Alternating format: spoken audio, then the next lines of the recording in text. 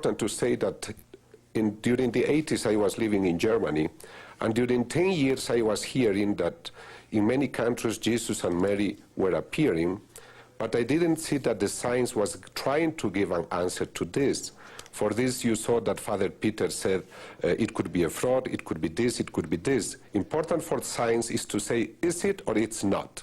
Then I decided to study these cases as an atheist to give some orientation to the people, because it's very easy to say it's truth, maybe or maybe not.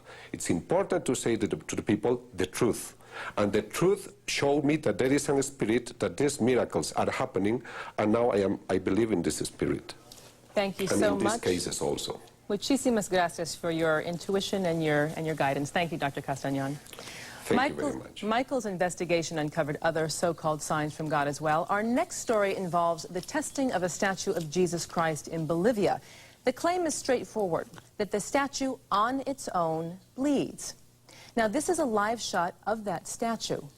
We put this statue to the test, the highest test, the CAT scan, to determine if it had been tampered with in any way. And you'll see those results and something else that seems to happen to this statue, something beyond science, when we come right back. This is a simple statue of Jesus Christ. It is decorated with artistic markings that depict his blood. In 1995, Emma Orabola's family bought one of these statues and placed it on an altar in their home. Just hours later, the family said they were shocked to discover the statue was crying. A short time later, they said, this incredible statue of Christ began to bleed. When we heard these reports, we flew to Cochabamba in Bolivia to test for ourselves. This is what we saw. If you look closely at this footage, you can see that a tear has started to form an inch below the right eye.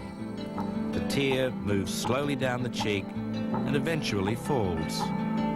We continued to film for hours with nobody able to touch the statue. And this was the result.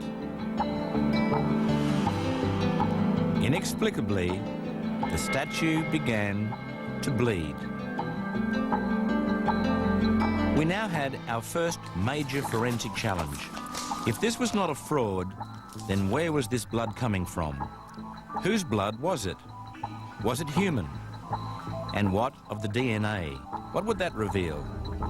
We took a sample of this substance, which has the appearance of blood. Whatever the results of our tests, Cochabamba's local archbishop has accepted the authenticity of this statue, which is now venerated by the thousands of people who have seen it cry and bleed. But of course, if this is a fraud, there is one obvious possibility, and that is the statue has been tampered with. A device, an injection, some type of hoax devised by man. Emma's family agreed to let science test the statue. A CAT scan was chosen for the test, the same sophisticated probe which allows doctors to see what X-rays cannot. If there was so much as a pinprick in this statue, it would be revealed by a CAT scan. The result? The statue has no devices, no holes, not the tiniest of apertures. It has not been tampered with. Science has no explanation for the weeping or bleeding.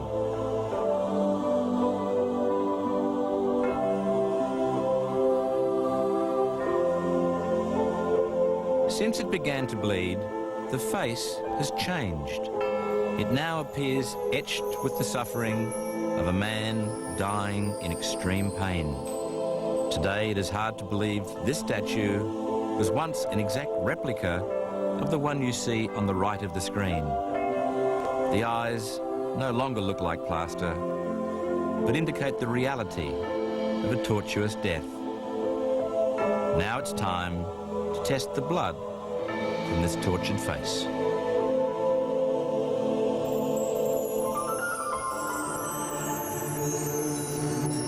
Still ahead, science tests faith again.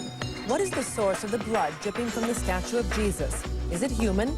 A forensic specialist gives the result of DNA testing. And later, our cameras travel to Bolivia, attempting to record Cacho Rivas during the agony of a stigmata. Signs from God, science tests faith, will continue.